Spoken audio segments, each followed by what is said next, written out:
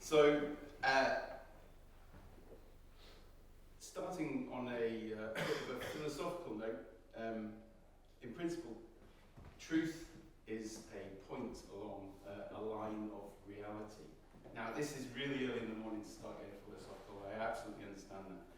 But when you consider the way we receive the news today, there are lots of things going on, and you have to pick and choose through them to understand what it is that you are actually seeing and reading about.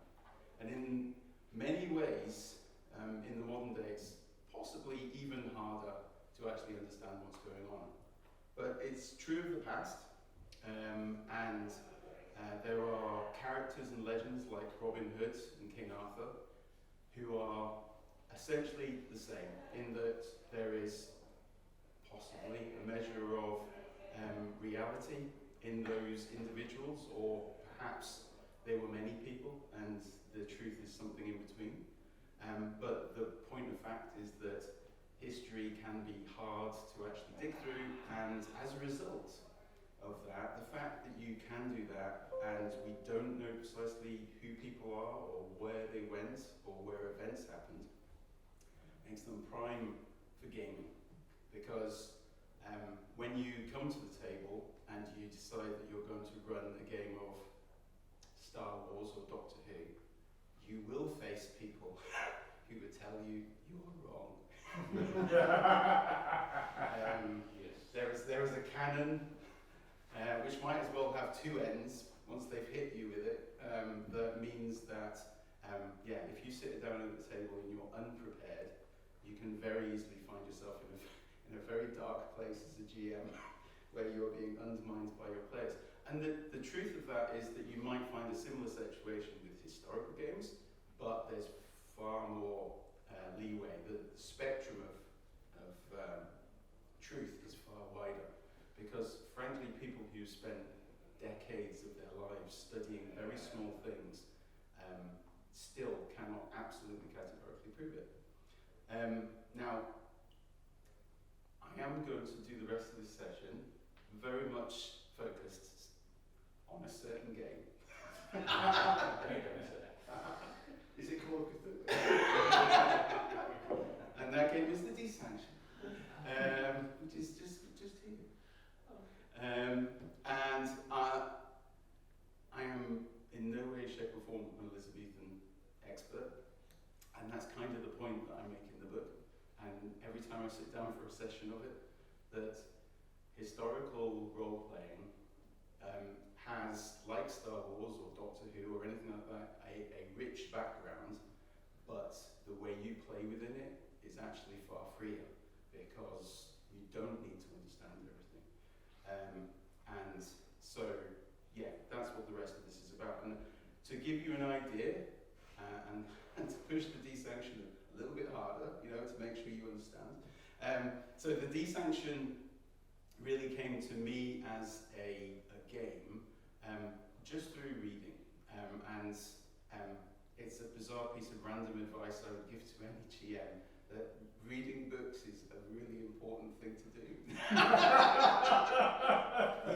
You may dispute that immediately. I can see hands going up around the room. But I'm not just talking about the actual rule book, which obviously deserves at least a flick through when you're going to play a game or run a game. But if you have a game with a setting, it's quite useful to read not only what's provided in the book, but around it. And so with the Dee Sanction, I cannot absolutely truly say that I remember what triggered the original thought for it. But at the heart of it, and here's the history, in 1563, Queen Elizabeth ratified an act against conjurations, enchantment, and witchcraft. Now, this was not the first time that Parliament had done this. There were previous acts of exactly the same name. But each time they were ratified, they generally got more serious, or they became more specific to the king or queen who happened to be on the throne at the time. In the case here, Queen Elizabeth was daughter to King Henry VIII in his time had chosen to have a divorce. He wanted to be rid of one of his many wives, and the Pope said, no, you can't do that. And King Henry essentially said, no, I can. So he broke away from the Catholic Church. He created his own church. He took control of his own church, and therefore took control of his own authority to divorce his wife, having been refused by the Pope. But he also had a very lavish lifestyle. He spent a lot of money on many things, both personal and for the nation. So he broke ties with the church, and he created an enormous debt. And as a result of that, the Tudors were not necessarily the most popular, because they had, like many kings and queens beforehand, taken control through war. So when Elizabeth took charge, she faced the fact that people would want to kill her. She was a woman in a position of power, so lots of male rulers were certain that she should marry them so that they could provide a steadying hand. So there was definitely an intent to harm her and potentially push her into a situation that she was not open to. But she also had a huge amount of debt. So this act, this is a full-on history lesson, I hope you're taking notes. This act against conjuration, enchantment and witchcraft effectively said, you cannot use magic to kill somebody, to harm an individual, or to find treasure. Which effectively was just breaking down the things she was worried about as an individual, because she didn't want to be killed or harmed in any way, and she quite liked any treasure you found. Because as of now, it's kind of like you dig in a farmer's field now and you find, hundreds of gold coins, you don't get to keep them. But at the time, it would have been far harder to see that somebody had done that. And so at the same time, there was this perception that you might use magic to find the treasure. So this act was brought in. It meant that you effectively got a warning, which would normally be potentially quite unpleasant. You might have something cut off just to remind you that you've been a bad person. But the second time you did something wrong, execution time. And depending on whether you were a commoner or a noble, that would either be a beheading or a hanging, or maybe something more unpleasant. And within this, the Queen, in pursuit of all this treasure, had looked to find whatever source she could for things like gold. And that meant that within her court, she had lots of people who claimed to be able to find treasure for her, notably alchemists, people who claimed that they could take almost any other material and turn it into precious material, often through the discovery of the philosopher's stone. And one of her key advisors was, amongst other things, an alchemist. He was John Dee. So having so many people in court who actually used magic to her benefit, she also didn't want people outside using magic to her harm. And so following the 1563 Act, in 1564, John Dee convinced the Queen that there was a benefit to using those who knew magic to defend her. Why just execute them when you can actually use their abilities on your behalf? And so in 1564, they passed an amendment to the Act called the Dee Sanction, which effectively meant that those who'd been sentenced to death were given the opportunity to work for their freedom on behalf of the Queen. Now that last bit is a total lie. There is no amendment to the Act, but everything else is true. The Queen believed in magic and alchemy. The whole world, was open to things like spirits and magic. We were at the point where science and magic pretty much crossed over. And the Queen and the members of the court spent tens of thousands of pounds at that time, which, quite frankly, would make for a staggering amount now. They would genuinely hand over 50, 60, 70,000 pounds to an individual who said they could create gold from nothing. Often these individuals would come in with like a nugget, a tooth-sized piece of gold, and they said, made that last night. Give me enough money, and I can make all the gold you want. And Dee also had ideas that there were sort of almost islands of gold probably out in the world that you could find if you knew where to look. So lots of money was invested in sending out expeditions. But in the midst of that, the point is that you have this situation where magic and science are crossing over, religion is falling apart, there's this belief, there is genuine belief in the supernatural, in magic. D&D had to make this stuff up, really. I mean, obviously there's folklore that's been drawn upon, and that folklore has come from the past, these periods but the people at the time believed this, and that's connecting back to what I said at the beginning about truth being a point along this line of reality. At the time, people who lived in this age believed in all these things.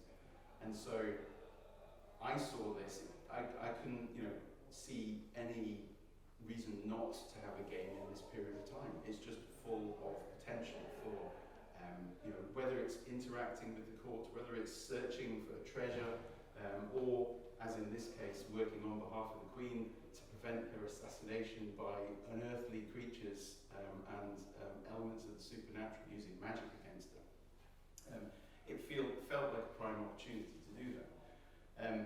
At the same time, when you are looking to gaming history, the other part of it, of course, is the game. How do you get a game which allows you to create characters and provide mechanics that fall into the background of something like that? And I don't want to be mean to say Dungeons and Dragons or Pathfinder, but those games are designed for heroic fantasy.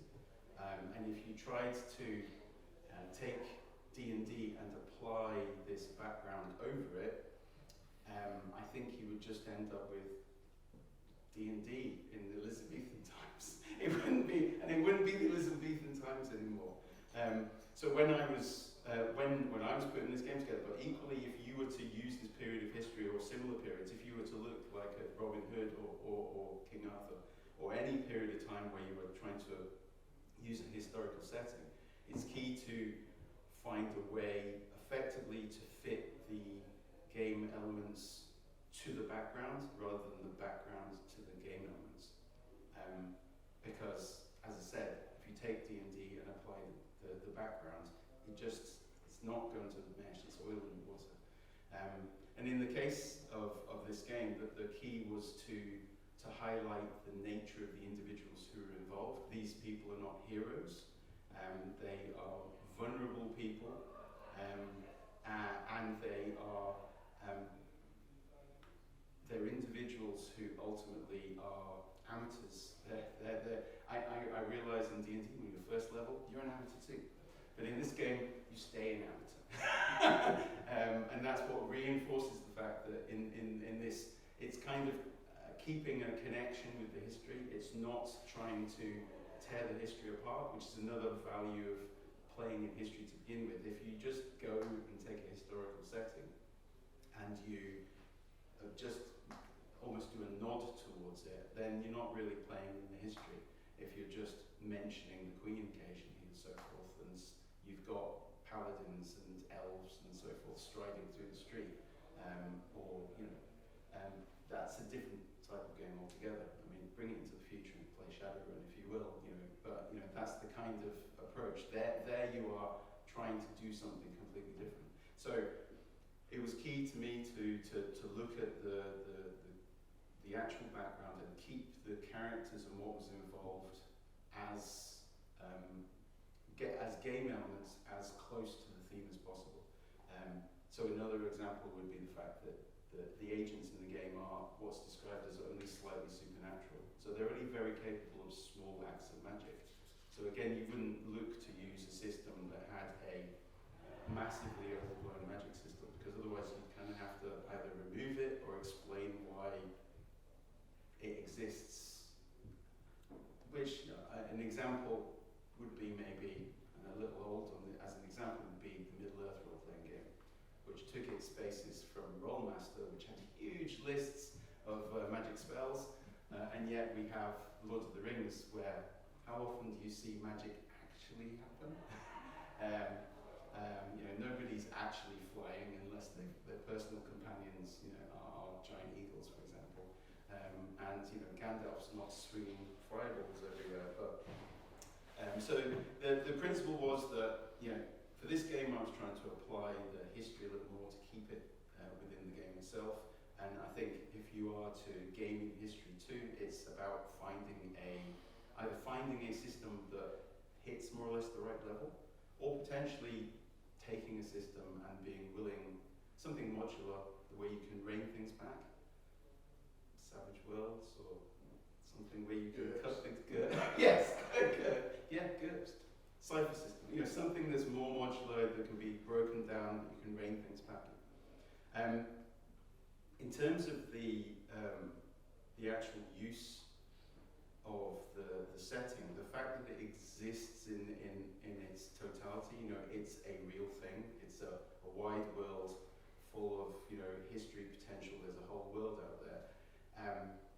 It nevertheless still needs to be anchored to something, and in this case, as I said, you are people who have been tried and found guilty of using magic, and you are effectively one of those people who's been given the choice that was created by Dee Sanction to work on behalf of the Queen and to earn your release by showing some measure of contrition, if that's the word, for what you did.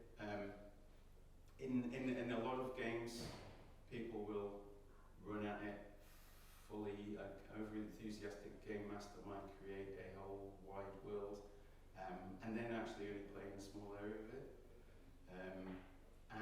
And it's important to actually have that focus, perhaps to ground the game and to show the reality of it. And I'm not merching here at all, but things like the map of part of London, which I created for the game, the Osselstone 100, which is intended actually to represent an area of London around the tower, and includes addresses where both John Dee and the other man in charge of the Dee Sanction, Francis Walsingham, both had homes in this area.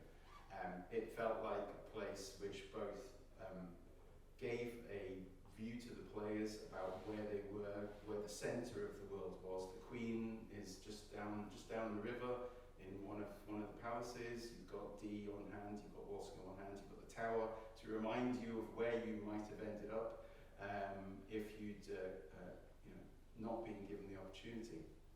And it means that there's a practical limitation to the game there. That means that you can actually introduce players who know nothing about history in a way that still provides them with a connection to the game then. Because when you bring players in a game they've never played before, they need to have some kind of understanding. And I think the weird thing with history is it's actually easier to introduce players because while, for example, Elizabethan London might not be on everybody's list of things that they necessarily learned at school, because if you weren't in England, it's probably not going to be part of your curriculum. It does, however, mean that wherever you are, I'm sure there are legends and folklore connected with the area that you live in. And that's kind of, within the country, there's some pretty entertaining stuff going on. Even in the Elizabethan period, there is a world outside of London, outside of England. Not to overmerge again, but Dee Sanction has already been translated into Spanish and is potentially going to be translated into German. And it means that those areas can be explored by those who know the folklore and the stories that surround them during that time. King Philip of Spain, it's a fairly major challenge to the Queen, and while there was no Germany at the time, Emperor Rudolf controlled the Holy Roman Empire from the centre of the area that more or less we're not so far from it now. And so there's a possibility in a historical setting to be able to engage people. There is something they can connect to. Whereas if you just go to Lord of the Rings, perhaps, or Doctor Who, you can easily sit down at a table where a number of the players will have no idea what you're talking about. But in at the same time, if you're playing outside of, say, a convention, if you're having a home game, when you run something that's already has been created from nothing, you obviously have supplements. Some games, the players will be enthusiastic enough to pick them up, but they will be expensive books that you might not want multiple copies of. With a historical game, there's a whole section in any given bookstore that they can pull from with books that cost £5–10 rather than 30, 35, 40 pounds or equivalent in your local currency.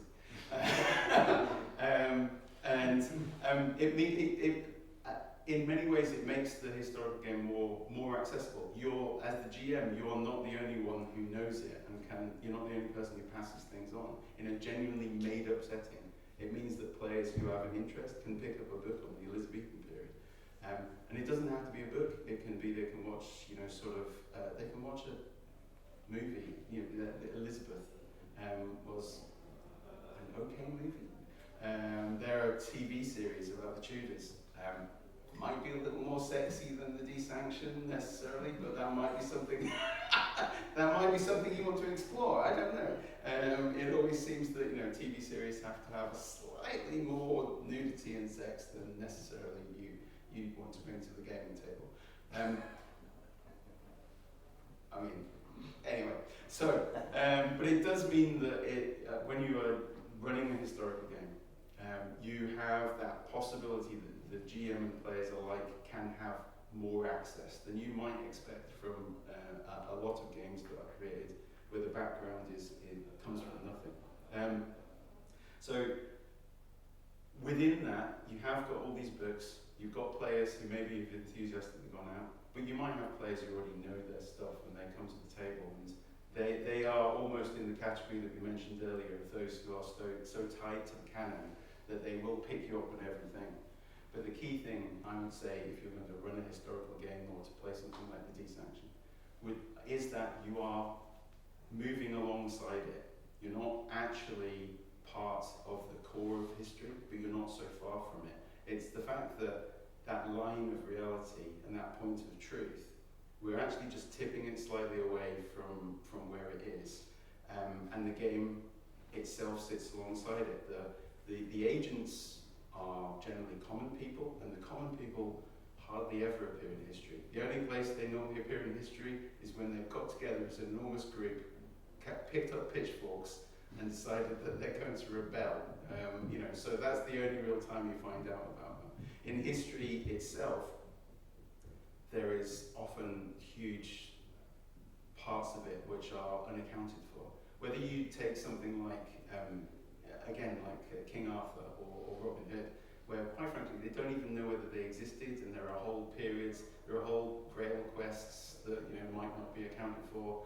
There are Robin Hood, have no clue who he is, and John Dee, he went to Europe in the 1580s, and there's like 5 years that nobody has any record of what he did during that time. He just wandered around with his mate Edward Kelly, who was basically conning him for every penny he could get, and wanted to sleep with his wife as well.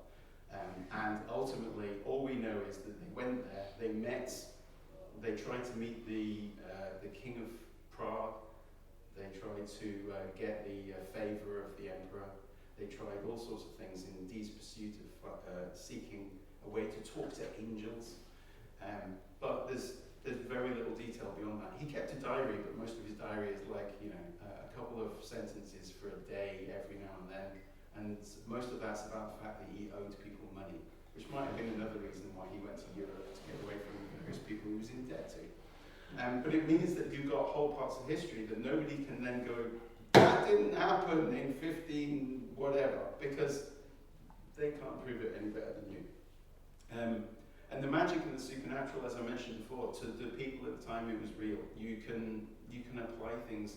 There are so many, picking up a random book, you can find so many aspects of it that were thought to be real at the time. Something I mentioned to someone yesterday, for example, and it's pretty horrible, there was this perception that fingernails were some kind of literal window to the soul. And so I had an idea where somebody went around collecting people's fingernails, not necessarily with their consent.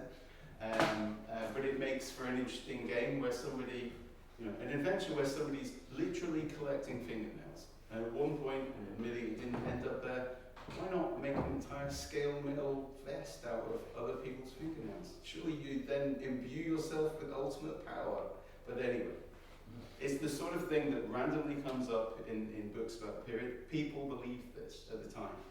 And so this is genuine perceptions. This again is that point of truth on the line of reality, which means that you've got enough connection with something that people actually believed, and you're not making it up. And it's sort of, it means it gives a sense of the real. So admittedly, not all of history is necessarily open to use, and not every game is necessarily suited to running history, as I've touched on before. But there are ways of doing it, and I try to do it with Dee Sanction. I put together a game which has a small level of information about the history. It openly says that you shouldn't be pedantic. You shouldn't try to force people to keep to a historical canon.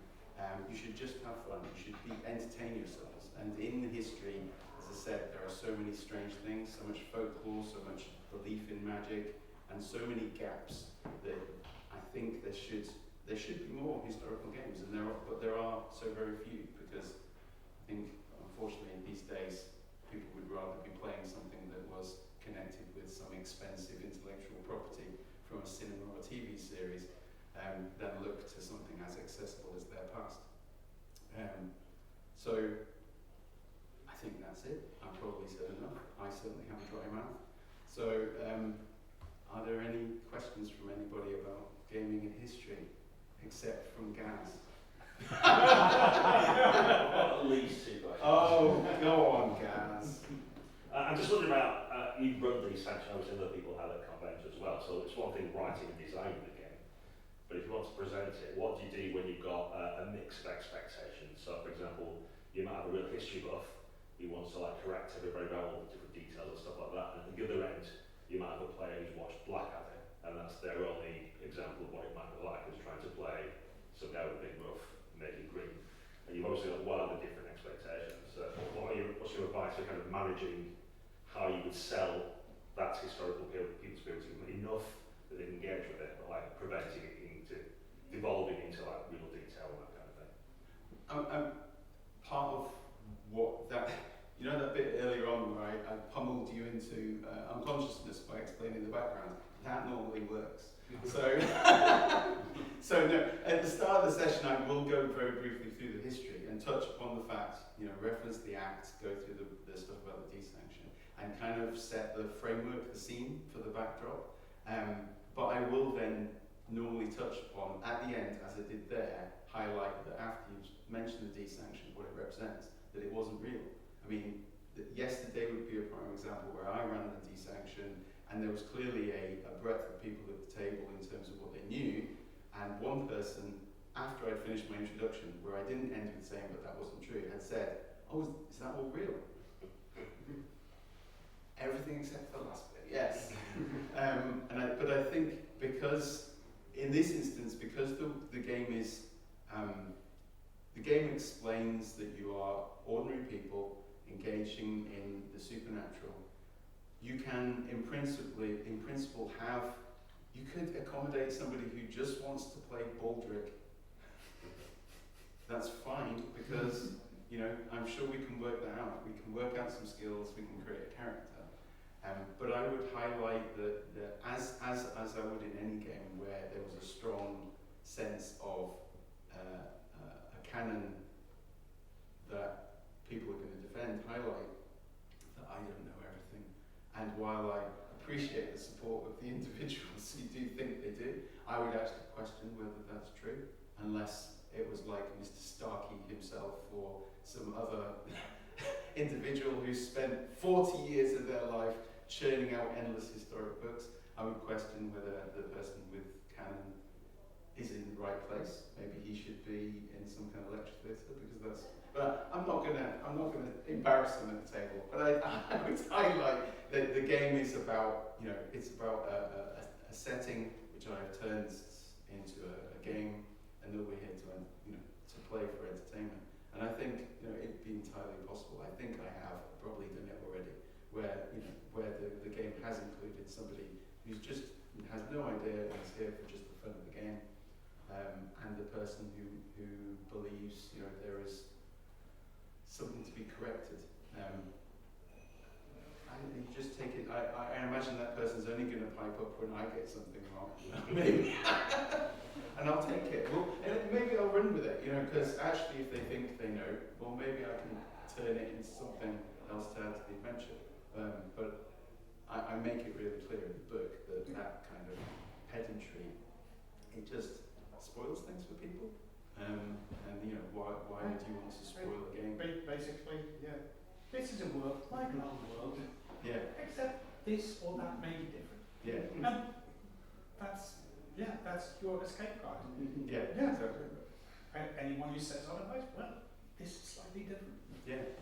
Oh, and maybe they'd like to pick up a copy of the game and they can do their own version.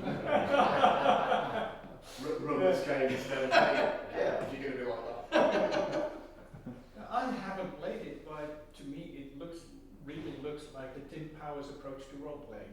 Mm-hmm. Yeah, I mean, it took 7 or 8 years to get from having this idea that I can now look. That's why I can't remember when I had what the original idea was. Yeah. It took a long time to get it into the form it is. Yeah. But it's the same is true if you've just come up with a random idea anyway. That you need to give it some form before you bring it to the table. Even more so if you're going to publish it. But and that's the sort of thing as well. As I said, people who have read the books written by the many authors who, generally speaking, involve some kind of spy or dandy type fellow running around Elizabethan London or something. That's a good point to take people to as well. Anyone who's gone into history, that's another entertaining way to bring the I players in. mentioned Tim Powers, but he's done all kinds of errors. Yeah. I have a question, if you're accepting them. I am. Do you think there are parallels with historical gaming and other really setting-rich games with lots of canon? And the obvious one is Glorantha, but I think it even maybe applies in D&D, where there's this emergent canon about the world and where people are. Do you think the same sort of approaches apply when you have people that maybe are really invested and might try and correct you and say, no, that's what happens? Is it the same sort of approach, do you think, or different? I think it's probably slightly different, because another example, of course, would be Tolkien and the Lord of the Rings, because like Tolkien, Greg, with Glorantha, and the other writers who followed him are building up a mythology, as Tolkien did. With here, actually, this is more like archaeology. You're excavating elements of the history which are already there. You're not, Greg and Tolkien are effectively popping out at night, digging a hole, burying something. and over the course of time, they're creating the dig, as opposed to here, the dig's already in place. As I mentioned, the fact that it is history potentially makes it easier, because it's all there. It's under the surface. It's up to you as a GM or a player to dig as deep as you want. There's nobody quietly, adding the fact that in 2263, I've got the year wrong. The horse clan of blah blah did 2264. At some point, you might end up in a car park in those times. Is that a threat against somebody who plays Green Quest? But I'm going to end up in a car park. Yeah. I have more of a game design question. When you were designing a historical game, where do you draw the line between background or setting information to get across to the GM, for example, so that, as you said before, they can go to any library and get historical information about the period, but that in a way might make the game less accessible because you're requiring them potentially to have to read what could be a dusty historical tome, right? Yeah. So where do you draw the line between providing a lot of historical information on the period? Because in theory, you could make a book 10 times as big as that, just full of here's the popular perception of the time, here's what people did culturally, and big equipment lists or something, like trying to be really historically accurate or that sort of thing. So where do you draw the line in terms of making something accessible or and comprehensive? If you think of those as like two scales of a line, how do you deal with that? Or how do you I mean, so how did I deal with it? Because I was going to say I'm probably wrong, or I'm just one of the maybe rights. I'll use an example of Aquelarre, the Spanish historical game, which is really hard to read because it goes into an absolute depth of background information about medieval Spain. I found it really, really hard to access because of that. But that's obviously a different approach. For example. I mean, almost the same time as Dee Sanction came out, there was another name, and I will mispronounce its title, Majonomia, I think it's called. It's a fake game, and it's about John Dee and his apprentices, except there are apprentices who use magic. So it took another angle effectively out of Dee with his school of magic. I pipped them to the post by about 12 months. So anyway, although I might also say that just after I came up with the idea, 6 months after I came up with it, Ken Hite, damn him, actually did also a Dee-based gumshoe supplement in like 2015, 16. But anyway, that's not answering your question. So to answer your question from my point of view, and actually my approach to this is coloured by my own experience of historical gaming, and not necessarily pure historical gaming. It's from the history being my childhood. When as a gamer in the 80s, I was able to go into my local newsagent and pick up a copy of Dragon Warriors or a copy of Maelstrom. Now, Maelstrom is probably the closest to this. It is a game of Elizabethan adventurers. It was, however, a paperback book, slightly thicker than this. But I was picking it up as somebody in their mid-teens, and I doubt that in my mid-teens I would have read through anything thicker than a paperback book. The history in Maelstrom, the history section, was about 4 pages. It had lots of information about professions in there, but it meant that you weren't actually spending your time reading lots of history. But I actually ran it at the time. Dragon Warriors was the same. It was a fantasy game, but it had the most simple of backgrounds to it. It was mostly the game, and it left it open to you. And there was clearly a wider world that you could look into. But with Maelstrom, you were kind of left to your own devices, and the same was true here. I've tried to focus on a small amount of history, highlighting there's more history out there, but then trying to make the game as flavorful as possible, so that things within the game kind of reinforce the sense of history. So you don't have to be an expert in the Elizabethan period. You're just you're absorbing it by osmosis, by just reading what little's in there. And if you don't want to get any further than that, I think there's enough in there. There's only a few pages. There's explanations of things like humours, which is the way they saw their medicine, for example. There's notes about the fact that they believed in the supernatural, but there's very little actual history in there. But there's just enough. Along with an adventure, I think actually having sample adventure, as many role-playing games do, is key, because that then actually also reinforces this is the type of adventure or experience I think you would experience in this game, and that's useful to actually guiding people as well without overloading them. Hopefully maybe that answered the question. It does. Anything else?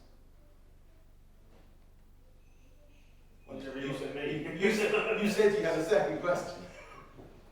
Was it the inappropriate one? No, the question is kind of like Duty Honor, for example, is a game set in Napoleonic times by Neil Gaiman.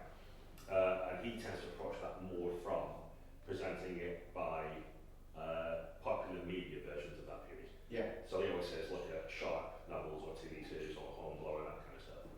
And doesn't necessarily advocate for picking up the colonial aptness of the Peninsular War written by Captain whoever in 19.